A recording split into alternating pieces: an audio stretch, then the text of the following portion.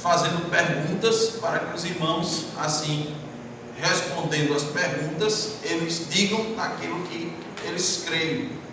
Então é como um guia, um facilitador nesse momento. Apesar de que, por mais que a gente diga isso, fica nervoso, né, Zaqueu? Gisele não, Gisele está tranquila. Alice mais ainda, né?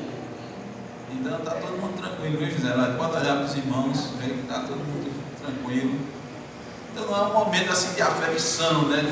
de conhecimento, irmão. Não é uma prova, não é teste, não é o Enem da Igreja Batista Emanuel, não, tá certo? Da congregação, de forma alguma. É que nós entendemos, inclusive, que essas perguntas elas facilitam os irmãos de dizerem aquilo que creem. Nós vamos fazer perguntas, irmãos, em temas que consideramos fundamentais, essenciais para a profissão de fé e recepção dos membros das igrejas batistas reformadas.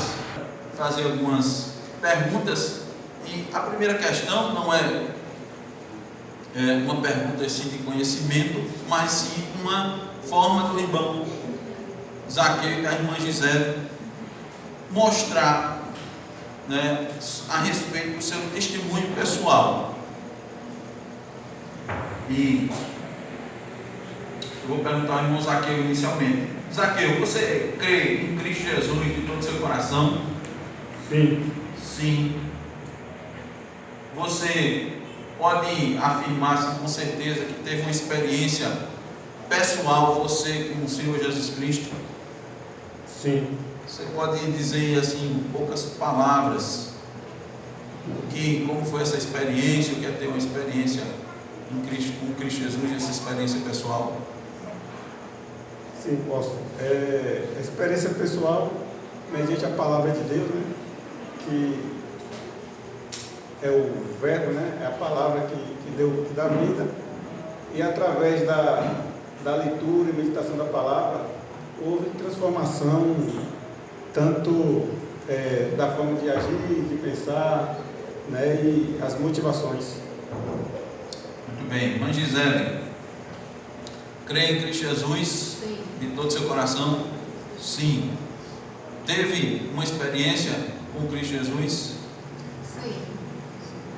Você pode dizer, irmã, o que foi essa experiência? O que é ter uma experiência pessoal com Cristo?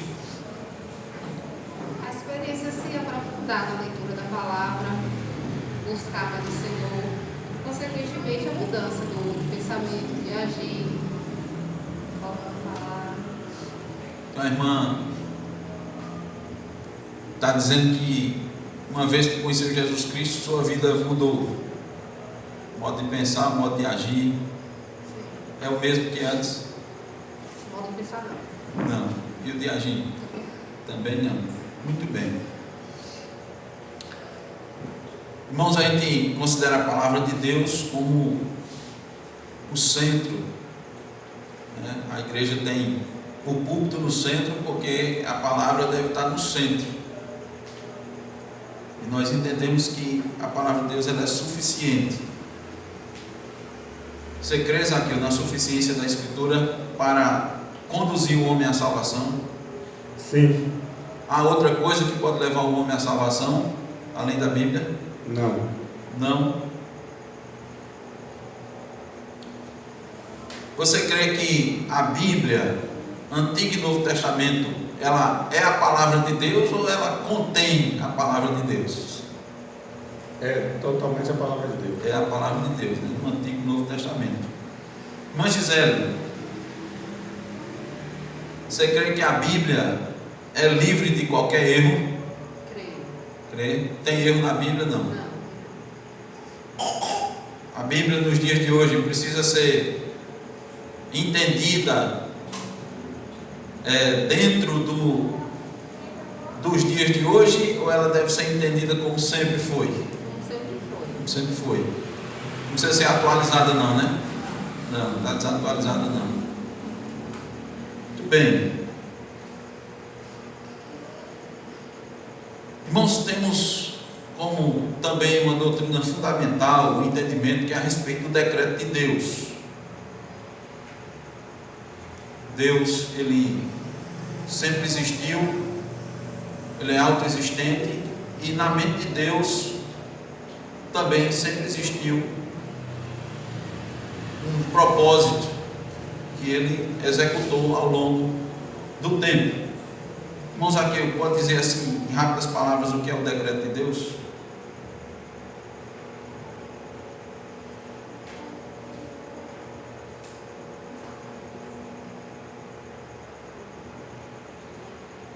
Próximo, sim. Que ajuda, Dá uma peça aí. né? Uma ajudinha. Pouca coisa. Pouca, né? O decreto de Deus é um plano. É um plano que Deus pensou. O decreto de Deus é um plano que Deus pensou, né, antes da fundação, né, do mundo, antes de fazer, ele já decretou tudo o que ia acontecer. Todas as coisas que iriam acontecer, né? Tanto, né, falando com o dia de hoje, tanto as passadas, quanto as futuras, quanto as presentes. Tudo está dentro do decreto de Deus. Então, tudo que ia acontecer, Deus já decretou anteriormente. Sim. Sim. Sim. Então, as coisas não acontecem por acaso, não. Não. Ele também não ficou esperando o homem decidir para poder ele decidir depois do homem, não. Não. Não, não é assim não, né? Mas se a gente pensar desse jeito, se Deus decretou todas as coisas, aconteceu uma coisa, a gente sabe que Deus criou todas as coisas de forma boa, não foi? Sim. Criou tudo de forma perfeita, mas aconteceu um problema sério. O maior problema do homem aconteceu, que foi o pecado. Se Deus decretou todas as coisas, será que isso não torna Deus um autor do pecado? Não. Não, Ele não é autor do pecado. Não. Sim. Então Deus não é responsável pelo pecado. Não. Então o homem pecou por vontade própria. Muito bem. Mesmo Deus tendo decretado. Sim, né? Muito bem. Ele disse que eu não ia apertar, não. Estou apertando isso aqui. Não. Não, né? Não muito. Nós falamos anteriormente, irmãos, que Deus criou todas as coisas. Deus é autoexistente, né? Então Ele vivia na sua singularidade, mas Ele resolveu criar todas as coisas. Deus não precisava criar nada que Ele criou. Deus não sentia falta de nada. Deus não tinha falta do homem, Deus não tinha falta do universo, de todas as estrelas, das constelações, dessa coisa maravilhosa que a gente contempla, grandiosa. Nem também as coisas maravilhosas, quando a gente tem a oportunidade de estudar assim, aqueles seres microscópicos incríveis, né? Que a gente olha assim pelo aquele aparelho e vê as coisas pequenas, tudo muito bem engendrado, que a gente glorifica a Deus por isso, mas Ele não precisava fazer, mas Ele resolveu criar todas as coisas. A gente crê assim, que Deus criou. Você crê assim também, Zaqueu? Sim. Que Deus criou todas as coisas? Sim. E o que foi que Deus usou para criar o universo? A sua palavra. A sua palavra. Então Ele disse no início, não foi? Foi o que Ele disse? Haja luz. Haja, exatamente. E houve luz. Porque foi pela sua palavra que todas as coisas foram criadas. Nós cantamos isso. Todas as coisas foram criadas pela sua palavra. Mas não é isso que a gente estuda, não. Não é verdade? Quando a gente vai para a escola, normalmente esse ensinamento nem passa pelas carteiras da escola, né? Na escola a gente estuda que houve uma grande explosão, o pessoal chama de Big Bang, e a partir daí as coisas foram evoluindo. Irmã Gisela, você crê nisso, que as coisas foram evoluindo, ou crê que Deus criou todas as coisas? Deus criou todas as coisas. Deus criou. Como foi que Deus criou o homem? Você lembra? No pó da terra. Do pó da terra. Duas partes, quais são? Corpo e alma. Corpo e alma. A alma do homem é feita à imagem e semelhança, mas o corpo não, porque Deus é espírito. Deus não tem corpo. Com relação à providência, já que você crê que existe uma força aleatória no universo, uma força que guia o universo, uma força assim invisível, crê nisso? Não. Quem é que guia o universo? Quem é que governa o universo? A providência de Deus. Muito bem. Irmã Gisele, você crê que todos os acontecimentos, sem exceção, são objetos da providência, mesmo os mais inacreditáveis e impossíveis? Sim. Sim, todos. Todos. Alguma coisa pega Deus de surpresa? Não. A Covid pegou Deus de surpresa? Não. Não, né? O tsunami pegou Deus de surpresa? Também não. Zaqueu, caiu um avião, Zaqueu. Morreram mais de 100 pessoas. Isso está na providência? Sim. Sim. O homem foi criado em pecado? Não. Não. O homem foi criado bom, não foi? Quando Deus terminava de criar as coisas, diz no relato bíblico que eis que tudo era bom, muito bom, perfeito. Mas como é que se deu o primeiro pecado? Quando o homem transgrediu a lei de Deus. Isso. Aí a gente chama isso de Pecado inicial. certo. E de Queda. queda. Foi a queda. O que significou a queda, Zaqueu? A queda, As implicações da queda. a queda gerou o rompimento da relação do homem com Deus. Ele foi morto, morreu espiritualmente na hora e fisicamente no decorrer do tempo. Certo. Irmã Gisele, a queda afetou o homem, não foi? O pecado afetou o homem. Sim. E o que mais? Apertou? Foi? A natureza, a natureza. Afetou tudo, não foi? Foi, afetou a natureza, irmãos. Afetou tudo. Desequilibrou tudo. Lembra o nome desse pacto? Pacto das obras. Eita, pacto das obras. E esse pacto aí, você pode falar rapidamente sobre o pacto? Se o homem obedecesse, Viveria eternamente. viveria eternamente. E se ele desobedecesse? Morreria. Mas Gisele, ele obedeceu ou desobedeceu? O homem obedeceu ou desobedeceu o pacto que Deus fez com ele? Hein? Desobedeceu. Desobedeceu. Ou seja, ele quebrou o pacto, não foi? Mas o homem poderia reabilitar esse pacto, ou seja, fazer o pacto funcionar de novo, já que ele quebrou, colar o pacto? Poderia não. Não. E aí? Se ele não pôde quebrar o pacto, o homem ia ficar separado eternamente de Deus? Ele quebrou o pacto, não foi? E aí? Tinha solução para isso ou não? A partir do homem, não. A partir do homem, não. A partir de quem? Somente de Deus. Somente de Deus. Filho, O Cristo. Filho. Chamou Jesus Cristo, seu Filho. E aí chamou esse pacto de Pacto da graça. pacto da graça. Irmã Gisele, o pacto da graça pode ser quebrado? Não. Não pode ser quebrado. Porque é o pacto entre o Pai e o Filho.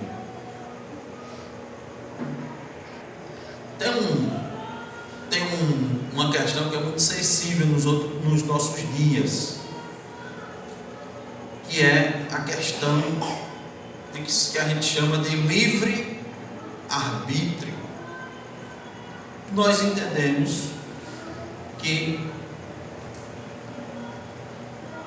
o homem não tem livre arbítrio, ele tem ele tinha uma livre agência. Zaqueu, dá para resumir aí o que era uma livre agência? A livre agência era que o homem, ele agia, né, ali na época que ele não tinha pecado, né, de Adão e Eva, ele agia conforme os decretos de Deus, né, obedecendo a lei de Deus. Ele podia escolher entre o bem e podia escolher o mal também, não podia? Não. Antes da queda? Não. Podia não? Não. Antes da queda ele não podia escolher o bem e o mal, não? Podia, Gisele? Antes da queda ele podia escolher entre o bem e o mal? Ele podia escolher entre obedecer e não obedecer? Podia não? Ele desobedeceu? Então ele podia escolher, né? Podia, Zaqueu? Podia. Podia Não escolher. devia, né? Hein? Não devia. Antes da queda, ele podia escolher. E depois da queda? Não. Ele escolhe o quê? Só o mal. Só o mal.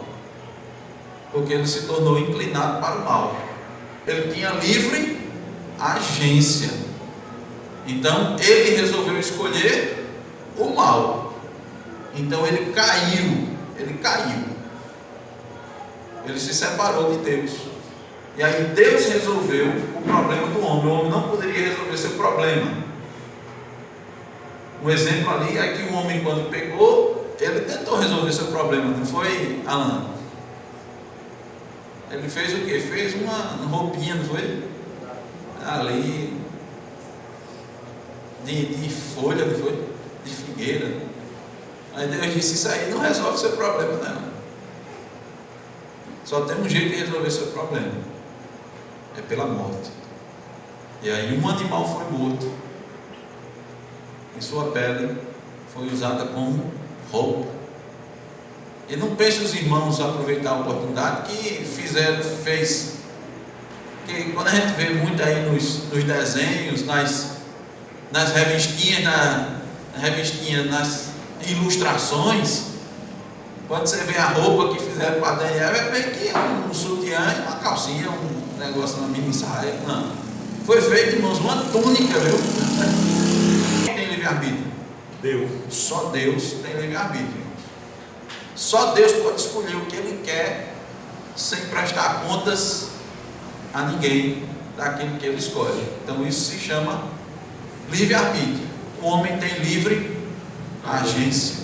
Certo? Muito bem. A santificação, irmãos, é uma situação, é um estado necessário para o crente. Zaqueu, a santificação pode ser vista na sua vida? Sim. Sim. Sim.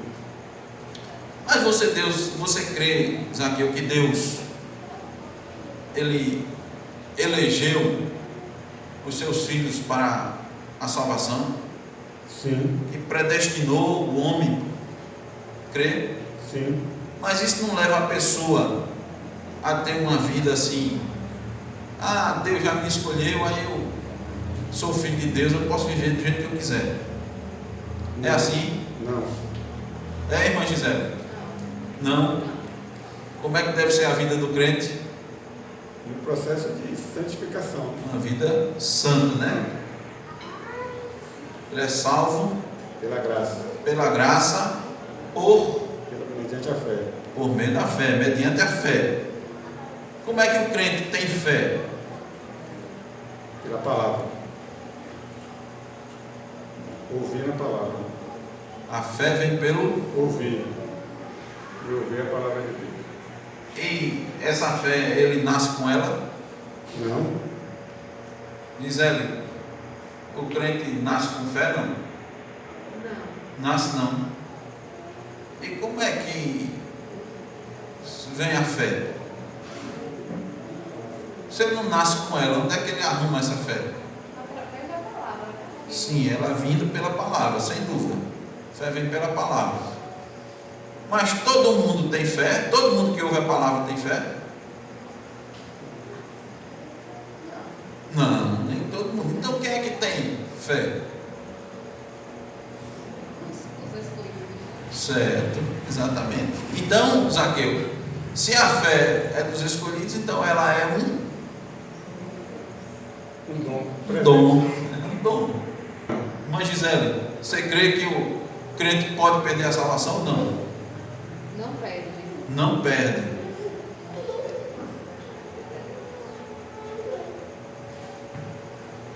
Eita, a lei de Deus aqui, que a gente tem estudado um bocado, né? Lá com o irmão lá, o pastor.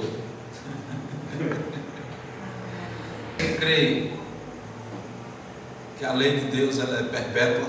A lei de Deus resumida. Onde é que está resumida a lei de Deus? Os 10 mandamentos. Os 10 mandamentos. Ela é perpétua? Sim. Sim, né? Ou seja, ela foi dada no Antigo Testamento, mas ela perdura? Sim. Sim. Muito bem. Diga. Cerimonial e a lei civil. Lei civil. Irmã Gisele, a lei de Deus, como nós dissemos, ela foi dada no Antigo Testamento, mas ela é válida para o Novo Testamento também? Sim. Sim. Sim. Paulo diz: não anulamos a lei por causa da fé. Antes a estabelecemos. Romanos 3,31. E sobre, na lei de Deus, existe o quarto mandamento. Qual é o quarto mandamento, Zaqueu? Sobre o dia do Senhor, guardar o dia do Senhor. Isso.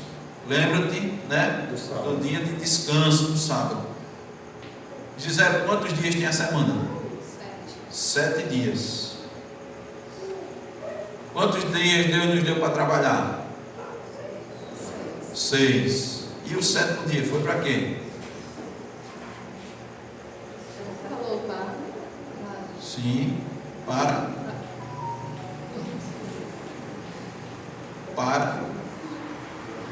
louvar. Isso, exatamente. Para guardar. Para guardar. Como é que a gente guarda esse dia? Como é que a gente guarda o dia do Senhor? Orando, meditando na palavra.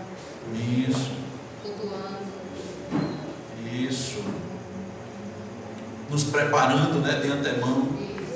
Né? A gente se prepara e depois a gente gasta o tempo na oração, no estudo.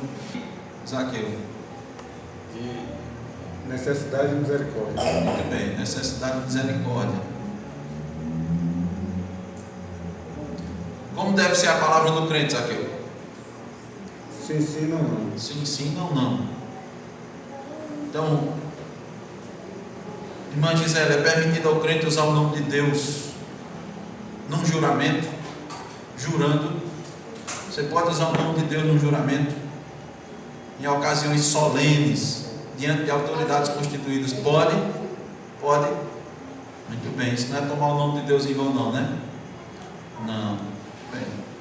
Então, falar assim, sim, não, não, significa dizer que a palavra do crente deve ser como, Zaqueu? Ela não deve ser dúbia e nem ter verdades. Muito bem. Quem instituiu o casamento? Deus. Zaqueu. Deus. Deus. Por que é que ele instituiu o casamento? Você lembra? Pelo menos uma característica assim. Deus instituiu o casamento.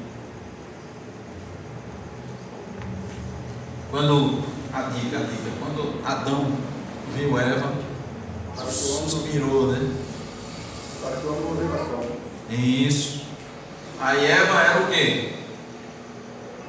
Auxiliadora. Auxiliadora. Então, Deus instituiu o casamento para auxílio do homem para com a mulher, da mulher para com o homem. Não é? Deus disse: não é bom que o homem esteja sozinho.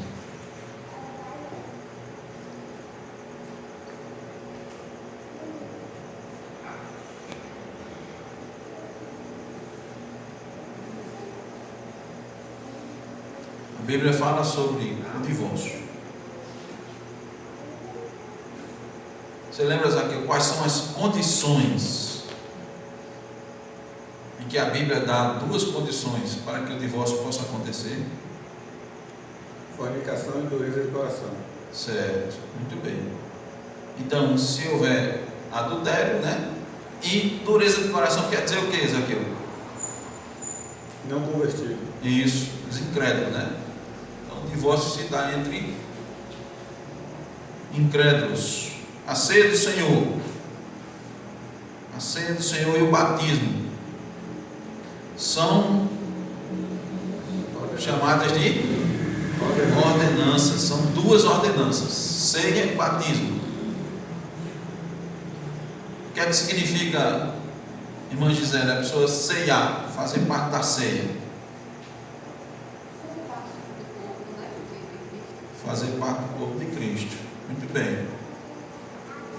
Quando a ceia significa a comunhão com o corpo de Cristo e a comunhão com o sangue de Cristo. A igreja verdadeira, ela tem três marcas, três características. Uma igreja verdadeira, ela precisa ter essas três características. É um entendimento histórico. Está aí. Primeiro é a pregação fidedigna da palavra. Se uma igreja não prega fielmente a palavra, ela não pode ser considerada uma igreja verdadeira. Ela pode ter nome de igreja, pode ter membros, todas as características, né, externas de uma igreja, mas se ela não pregar a palavra fielmente, veja, fielmente, ela não pode ser considerada uma igreja. Segundo, a administração correta das ordenanças do batismo e da ceia. Mas tem uma terceira coisa que ela é muito ignorada, ela é deixada de lado, principalmente nos nossos dias. Você lembra, Zaqueu? Qual é? A disciplina. A disciplina. Então, uma igreja verdadeira, ela tem que pregar a palavra fielmente, administrar a ceia e o batismo fielmente e disciplinar. Você lembra, Zaqueu, qual é a primeira forma de disciplina que existe na igreja? A autodisciplina. A autodisciplina. Como é isso? É ouvir a pregação, ouvir os estudos, né? Ser confrontado e você imediatamente, ou você deixar seus erros, suas falhas. Porque, irmãos, isso aí é inevitável. É inevitável. A pregação fiel da palavra, ela nos confronta. Não tem como a pregação fiel não confrontar. Porque nós somos pecadores, falhos. Então, é o perfeito atingindo o imperfeito. Então, ela vai acusar. Então, a primeira disciplina é a autodisciplina. Mas acontece que a gente nem sempre se autodisciplina. E aí, Zaqueu, quando a gente não se autodisciplina, como a igreja deve proceder? Se a gente não se autodisciplinar e esse pecado normalmente se externaliza, aí o irmão vai e confronta, né? Isso. O irmão vai como sozinho. Sem escândalo. Isso, exatamente. De acordo lá com Mateus 18 e Lucas 17, que a gente estudou, né? Então ele vai sozinho.